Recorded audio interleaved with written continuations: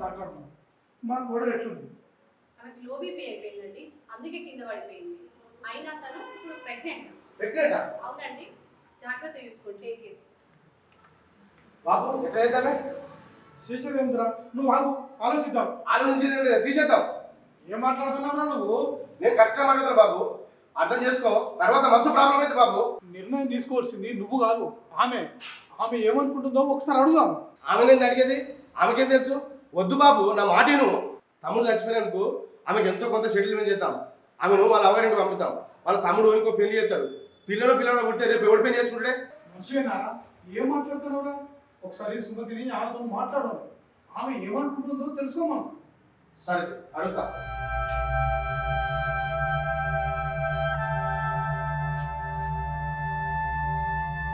చిన్న వయసు, ఇప్పుడు ప్రెగ్నెంట్ అంటే ఎట్లుంటుందిరా? నా మాట నిజం. అసలు పొద్దువలసిన కాదు ఆమె జీవితం. ఆమె తల్లిదండ్రులు లేరు. రేపు ఎవరు తాగుతారా? నీ మరణం నువ్వు పెళ్లి చేసుకొని పోతావు. ఆమె నోడు చూస్తారు సార్. నా మాట రాను. నువ్వనే చెప్పుకోరా మీ అక్కలు. నువ్వు చెప్తే పోరా, నువ్వు చెప్పుకోరా. నా మాట రాను, అర్థం చేసుకోను. పోనాడు మీ అక్క చెప్పుకున్నాడు.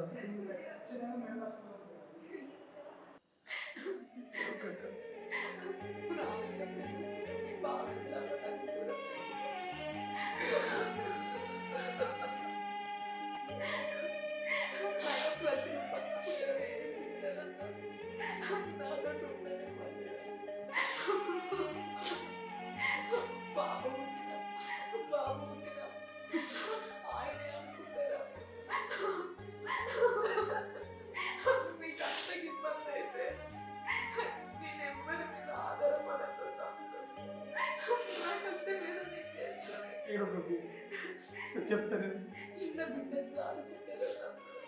నేను పెద్ద బాబుతో చెప్తా.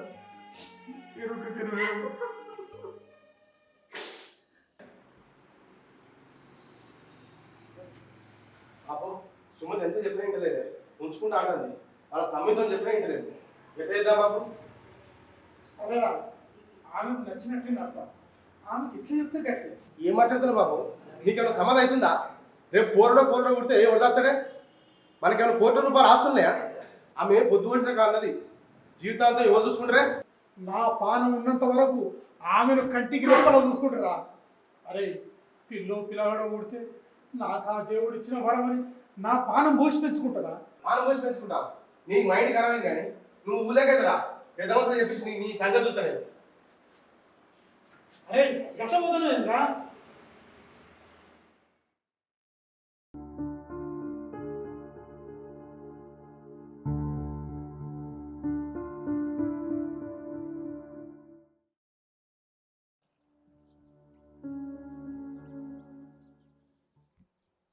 బిడ్డ, మీ అమ్మను, మీ పెద్దబాబు, మీ పెద్దమ్మ ఎంతో కష్టపెట్టిండు. నువ్వు ఉట్టద్దని ఎన్నో ప్రయత్నాలు చేసిండు. మీ అమ్మను వాళ్ళ అమ్మగారింటికి పంపించాలని ఎన్ని ప్రయత్నాలు చేయను, అన్ని ప్రయత్నాలు చేసిండు. కానీ మీ అమ్మ ఏం చేసిందో తెలుసా? నువ్వు కడుపులు ఉన్నవని వాళ్ళు ఎన్ని బాధలు పెట్టినా, ఎన్ని ఇబ్బందులు పెట్టినా అవన్నీ భరించింది బిడ్డ నీకోసం. 9 నెలలు మీ అమ్మ నిన్ను కంటికి రెప్పలా కాపాడుతుంది. ఒకరోజు పురిటి నొప్పులతో బాధపడుతుంటే మీ అమ్మను దవాఖానలో జాయిన్ చేసినావు. ఆమెకు బీపీ రేదైందని డాక్టర్లు ఎంత ప్రయత్నం చేసినా కంట్రోల్ కాలేదు. చివరకు పురిటి నొప్పులతో బాధపడుతూ నిన్ను నా చేతిలో పెట్టి మీ అమ్మ కన్ను మూసింది బిడ్డ, కన్ను మూసింది. ఇవన్నీ చెప్పొద్దని అనుకున్నా. చెప్తూ నువ్వు ఎక్కడ బాధపడుతున్నావు తెలిసి నీకు చెప్పలే. బిడ్డ ఇంటికి లే బిడ్డ.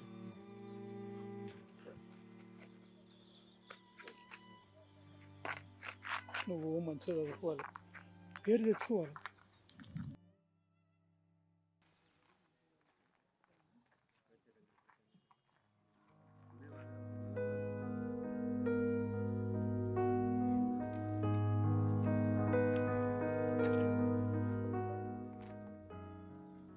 ఏడవకు బిడ్డ, ఊకి ఎందుకు ఏడుస్తున్నావు చెప్పు నువ్వు? ఊకి తాతని గుర్తు చేసుకొని ఏడవక అట్లా. నువ్వు మంచిగా చదువుకోవాలి బిడ్డ. ఊళ్ళో అందరు నీ మీద ఎంత ఆశలు పెట్టుకోరు తెలుసా? అయ్యో ఈ బుజ్జి మంచిగా చదువుతుందట, పెద్ద నౌకరీ చేస్తుందట అని నువ్వు అందరి ఆశలు నెరవేర్చాలి. మంచి జాబ్ చేయాలి, మంచిగా చదువుకోవాలి నువ్వు ఫస్ట్. ఊరికే తాతని జ్ఞాపకం చేసుకుంటా ఈ బెంగ పెట్టుకొని ఏడవద్దు బిడ్డ. నీకు ఎప్పుడు ఫోన్ చేయాలనిపిస్తే అప్పుడు ఫోన్ చేయి, మాట్లాడు. నేను రమ్మంటే వచ్చి చూసిపోతా. ఆటో వస్తున్నట్టుంది బిడ్డ. నువ్వు ఒక 15 రోజులకు హాస్టల్ కాడికి వస్తా బిడ్డ. నువ్వు ఊరికే బెంగ పెట్టుకోకు. 15 రోజుల తర్వాత వస్తా. రోజు ఒకసారి ఫోన్ చేసి కూడా మాట్లాడు. ఫోన్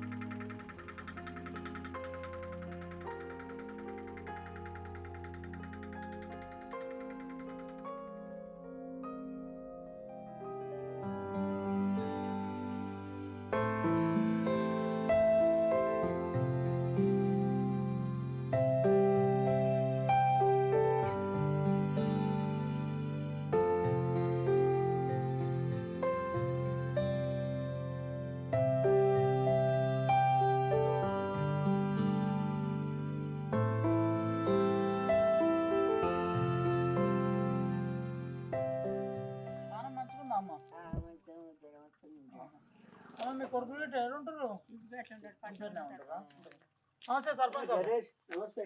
బాగేనా? చాలా రోజులు కూర్చో సార్. ఇక అయ్యో మీరు చాలా రోజుల కింద కనిపిస్తుంది. ఏమో ఇక మామ జరిగిపోయి ఏముందని వస్తుంది చెప్పు. ఇక మామ సరిపోతే ఊరోళ్ళం మేము ఉన్నాం కదా. నా పేద మనుషులు అదేనే కానీ అయితే కోడలు వస్తుందని వచ్చింది. అవునేదో చదువుకుందట ఎంఆర్ఓ అయ్యింది. ఎంఆర్ఓ అయిపోయింది. ఇంకేమో చేస్తున్నారు. ఏమన్నా కలెక్టర్ రాసింది రాలేదు. ఇక మన తాపకు రాస్తుంది ఎట్లయినా అవుతుంది.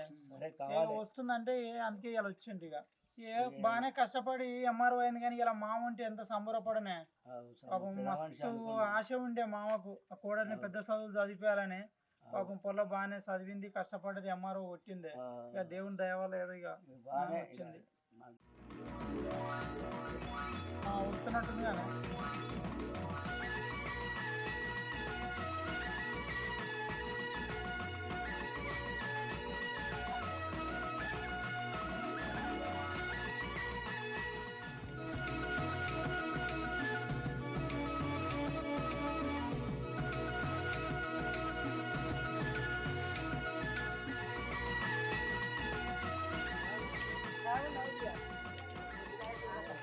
నా కోడలు ఎంఆర్ఓ అయిందమ్మా.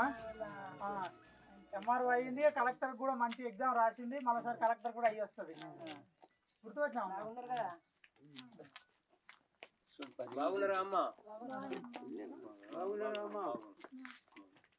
ఎంఆర్ఓ అయింది నా కోడలు. సంతోషం సంతోషం. మా మామ ఉంటే ఎంత సంతోషపడేటోడు. కలెక్టర్ కూడా దేవుని దయ వల్ల అయితే వస్తుంది.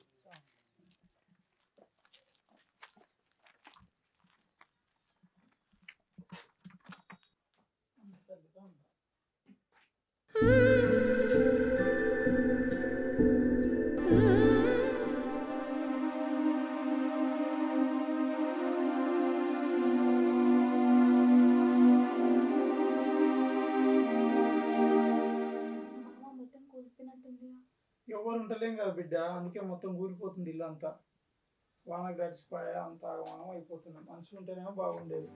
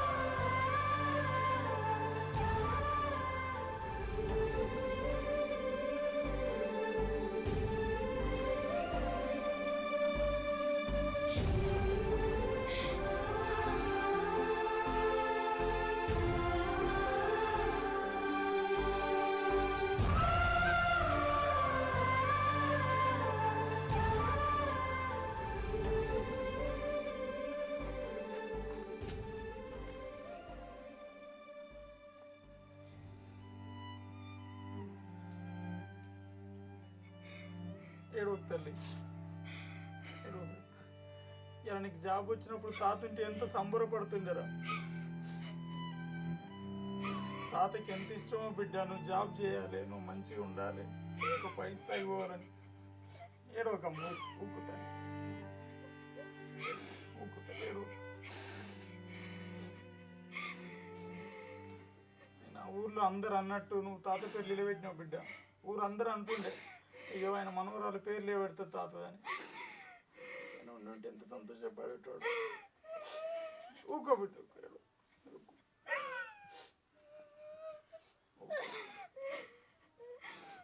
15 రోజుల నుండి ఒకటే ఏడుపు. ఇగో మీ తాత ఏడుకోలు, అవి ఆకాశం ఆ నక్షత్రాల రూపంలో నేను దీవిస్తాను బిడ్డ. నువ్వు బాగా చదువుకొని ఉద్యోగం సంపాదిస్తే మీ తాత ఆత్మ శాంతించుడు బిడ్డ. ఇగో ఎల్లుండి నుండే ప్రాక్టికల్స్.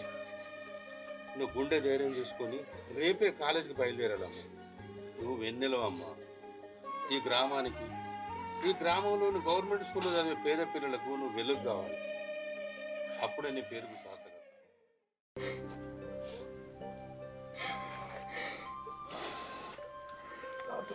అలా ఎంత సంబరం ఉంటుంది. ఇంకా ఇల్లు కూడా ఇట్లా కాకపోతుంది. చిన్నప్పుడు తాతనది మంచిగా చేసేటప్పుడు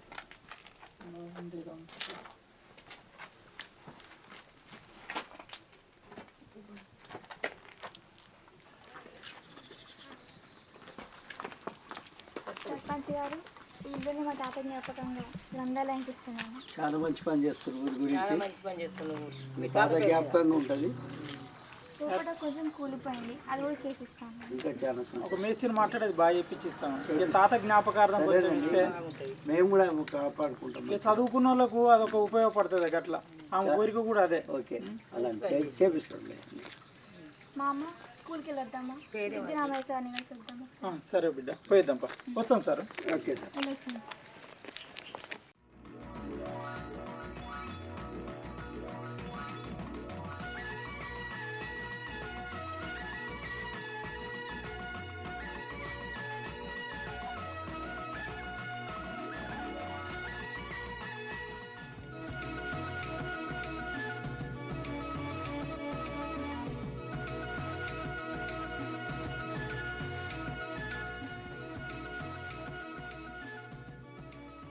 వెన్నెలకి ఇష్టమైన సిద్ధిరామయ్య సార్ వేరే ఊరికి ట్రాన్స్ఫర్ అవడం జరిగింది.